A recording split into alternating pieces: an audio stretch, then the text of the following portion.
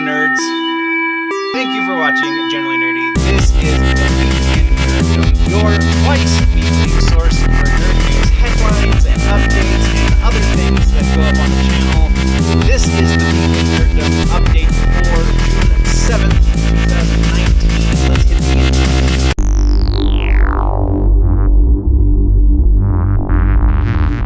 Hello, nerds.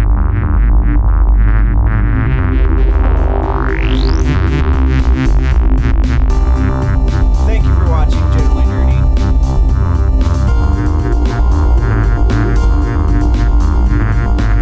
This is your week in Generally Nerdy. Okay, so a couple of things before we hit the news. First of all, I've kind of sort of decided that all media reviews are going to go up on the Instagram, so if you are not following the Instagram, you should do that at Generally Nerdy, as you would suspect, is the place that you can do that. So I'll be putting, I'm doing a Dark Phoenix review today that will go up on the IGTV, and then I will be doing the new season of Black Mirror sometime in the next couple of days that will also go up on the IGTV, so stay tuned to Instagram for the reviews. Now we can jump right in. Oh, also, kind of sort of got this new recording space figured out. I'm going to kind of work this back area out just a little bit more, but it is working. It is looking much better. And now we're going to hit the headlines. And first thing, we are starting with music like we do. And in music, we're starting with In Memoriam again. Dr. John, who is kind of a legend in New Orleans, in the New Orleans jazz scene, the jazz and just all of the general crazy New Orleans music. He has passed due to a heart attack about 2 days ago as I'm recording this. And yeah, sad times. The New Orleans scene was definitely heavily influenced. There have been a couple of pretty major deaths in the New Orleans kind of culture in the last few days, or in the last week rather. So definitely not a great time, but definitely time to consider New Orleans for all of the arts, because it's a great place to be, and there's a reason why these people are legends. And we're gonna keep on rolling with the news though. Next we're talking in music is an update on that Mac Miller documentary. Well, it would seem that the director, CJ Wallis, was asked by Mac Miller's management to kind of hold off on everything. Apparently there was a pretty strong backlash from the fans and a number of other things, and so they kind of decided that maybe right now isn't the best time to do the Mac Miller documentary. That's not to say that Willis won't be the one to do it in the future. That is to say that it's not happening now, though. And then the last piece of music news actually is a little bit music and gaming. It's a new festival has been announced. It's called Metarama, which is a music and gaming festival that will take place in Las Vegas this year, October 19th and 20th. And it sounds like it's going to be a combination of live music, though none of the live music acts have been announced yet. But there is going to be live music as well as esports. I would imagine in the future, if this becomes larger in popularity, we're going to see like announcements and things at this going forward. That's definitely conjecture at this point, but it is a pretty interesting idea. So again, that is called Metarama in Las Vegas, October 19th and 20th. I'm definitely interested to see what unfolds with this new festival. Let's jump into the TV news, guys, and it's an interesting update today for all of the TVs and the movies and the stuff. First off, we're going to talk a little bit about Halo over on Showtime. Recently, 343 Industries head Kiki Wolfkill, the company that makes the video game portion of Halo, she did an interview and she was talking about the show, and it was just an interesting kind of update in that they're trying to make a show that is Game of Thrones level of character development and plot, so all of the depths and the deep dives and all of the things, just without all of the brother-sister love. So definitely going to be a different take on a very familiar property, because what we know of Halo is very much one point of view. You are Master Chief, well, and aside from some of the periphery games, by and large, though, you are Master Chief, and that is the sole point of view you get. So if that's the case, if they are really going for this angle of storytelling, there's going to be a massive expansion to the Halo universe. Next, we're going to talk some cancellations on the TVs. First up is the Syfy Cancellations. We have two really big ones. First is Deadly Class. This series was actually... It kind of baffles me that this one got canceled because it has such a buzz around it. But lo and behold, this is the final season rather. There were only 2 seasons, and now it's done and over with. It just seems very strange. The other one that seems very strange is Happy. Also only got 2 seasons, and this one also has a whole bunch of buzz around it. I can't imagine the ratings were so low. No word, aside from potentially just ratings, as to why either of these series were canceled, but they are no longer a thing on the Syfy network. Also, no word as to whether or not they are going to be shopping either of these shows around. The production crew, the production staff on either show, no word if they're going to be shopping these shows around to other networks, perhaps directly to Netflix, because Netflix did pick up the Happy syndication, so perhaps now they'll just buy it outright. Who knows? It is an Image comic property, so we don't have to worry about that whole Netflix-Marvel relationship getting in the way. So maybe there might be further life for Happy, potentially even for Deadly Class as well, but only the future will tell. And so we're moving on next to another huge cancellation. This one is from the DC Universe app. After the very first episode, apparently Swamp Thing has been canceled. Now, Swamp Thing has kind of been tied up in a lot of issues with its funding. There was a rumor for a while, immediately following the announcement of the cancellation, that there was some shady business going on with a grant that they received from the state of North Carolina. That has nothing to do with the actual cancellation. They were kind of still a little vague as to why it got canceled, though... Being as this first season cost them something akin to $85 million to produce, it very likely is just money, though not, again, directly related to that grant that there was some snafu related to it. The entire first season will air as planned, as the amended plan goes anyway, because originally it was supposed to be 13 episodes. Shortly before it actually went into production, they cut it back from 13 to 10. So we will be seeing all 10 episodes on the DC Universe app. And also, part of this decision apparently has something to do with the AT&T buyout of Warner Brothers, and so... With all of the streaming services that are coming down the pipeline and the Warner Brothers streaming service, there is a question as to where the DC Universe app fits into their streaming plan going forward. So we might be actually seeing a lot more cancellations on the DC Universe side. Now we're going to jump headfirst into movie news, and there's a lot of rumors that we're talking about again, so salt shakers at the ready. We are first talking about Halloween 3, maybe? The follow-up to last year's Halloween movie. It seems that Jason Blum is talking with Jamie Lee Curtis about stuff. No specifics as to what that stuff is. The people over at IO9 definitely seem to think that it does have something to do with the sequel to last year's Halloween movie, which would then again be something like Halloween 3, even though the previous movie was only called Halloween, but it was technically a sequel to the original Halloween, and so much confusion. Let's move on.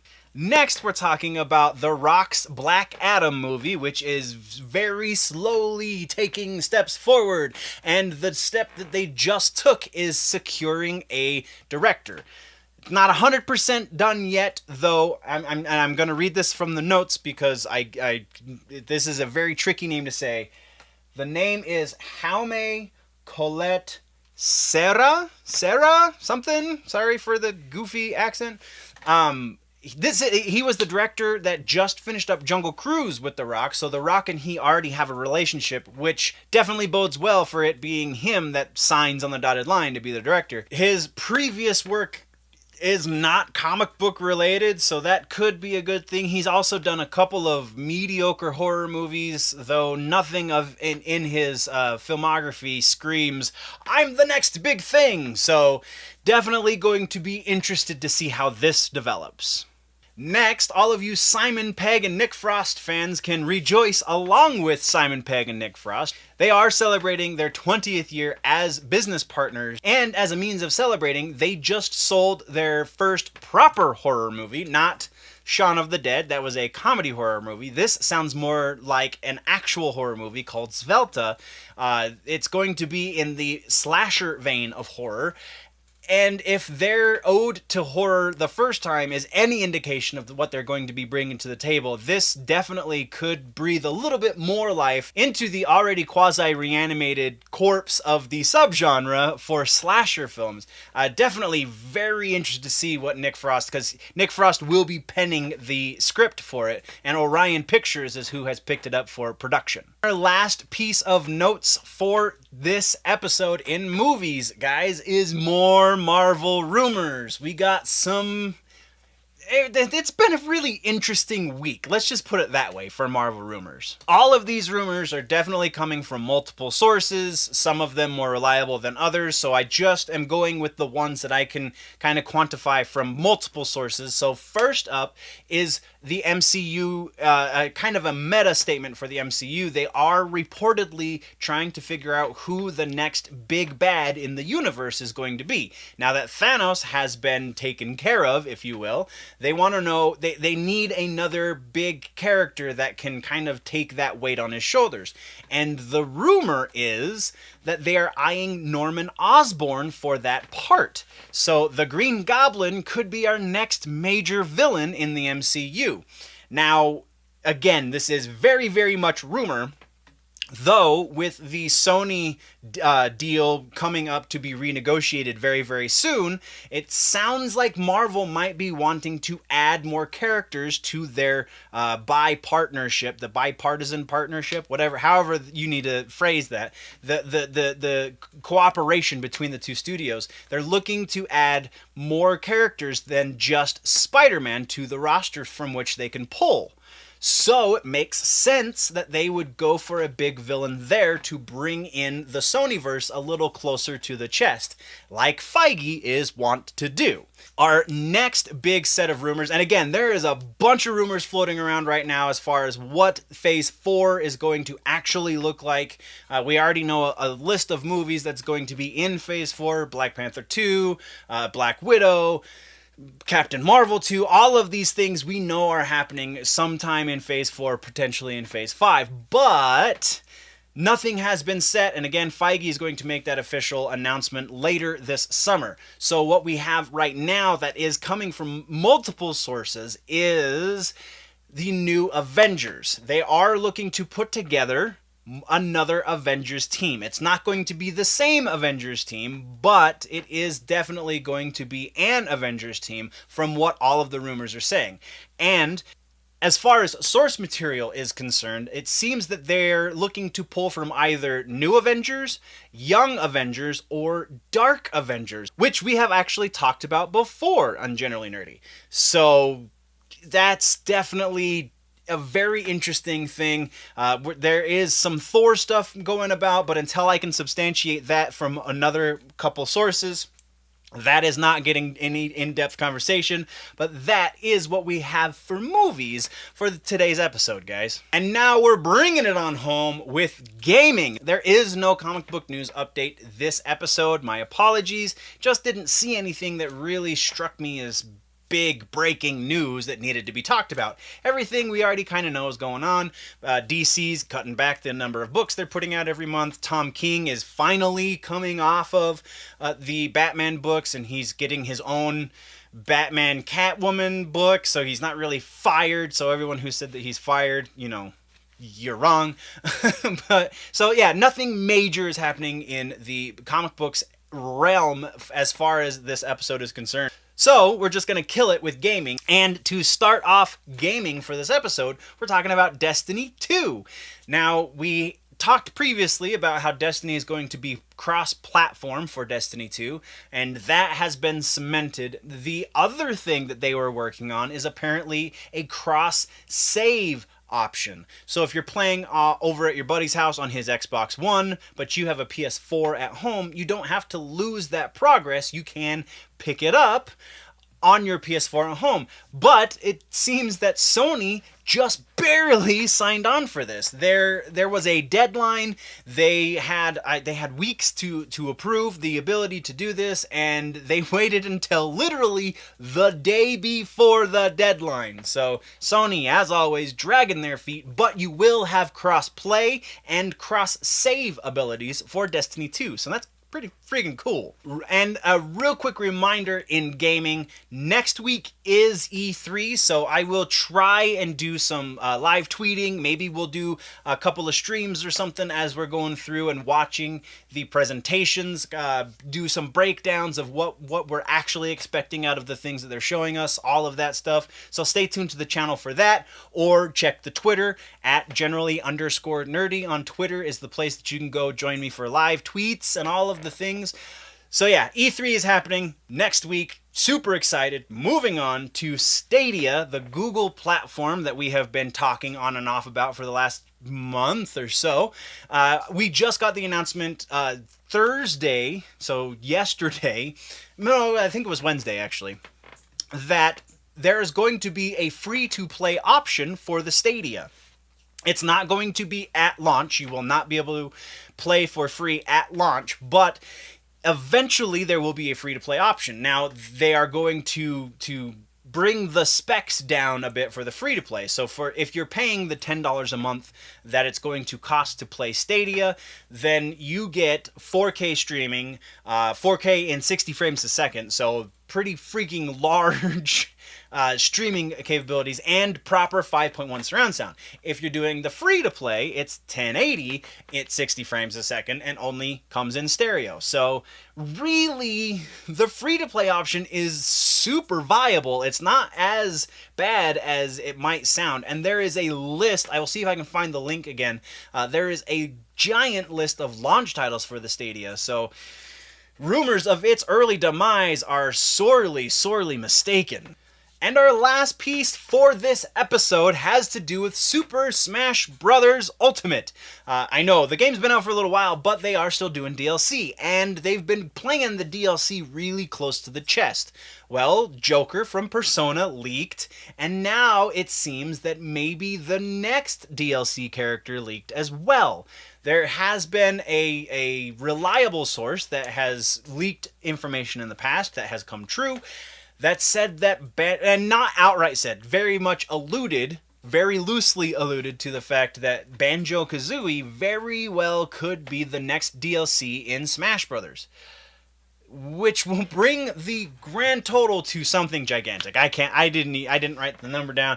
It's definitely the largest fighting game roster ever. It's insane, and this just makes it that much more insane. But that, guys, is the end of your week in Nerddom. What did I miss? What should we talk about at the beginning of next week? Let me know in the comments down below. If, though, you want to go deeper into the conversation, then you can jump over to the website, generallynerdy.net. That is a place to go get the freebies and the links to all of the things, the stores, the social medias, and the Patreon, patreon.com/generallynerdy. If you want to go directly there, that is the address. You can go support the channel more directly. There is going to be a Patreon overhaul sometime soon. I've been saying it for like 3 or 4 videos now, and it's definitely in the works. It's in the planning stages at this point. So sign on right now as you can. Patreon.com/generallynerdy. If you are new to the channel, though, definitely click the subscribe button. If you like this episode, click the like button. If you are falling behind on your nerd news and you want to catch up, then you can click or tap that box right there to the left of my face to do that. But before we click boxes and visit websites and all of the things, guys, always remember that if it's generally nerdy, it's probably here.